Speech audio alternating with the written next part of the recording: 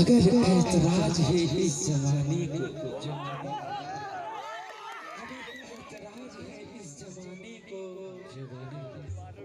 दो दीवानों के जीने से,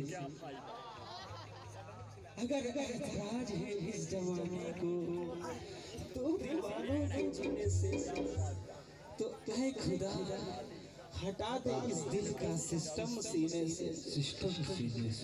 कैसे कहता कि पहिले जिंदगी में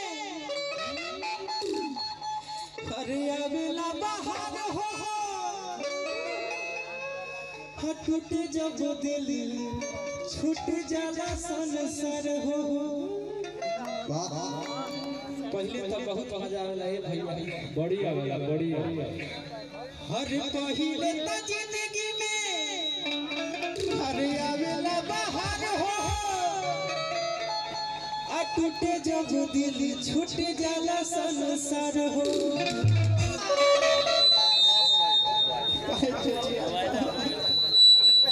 अरे अरबी के चक्कर में खजानी चली जाला केहू समसान तक संग नहीं जाला। केहू जाला रे भाई, जब जान चल गई तो केहू साथे ना जाई, जाला केहू नहीं जाला। कि अरबी के चक्कर में हर जानी चली जाला केहू समसान तक संग नहीं जाला।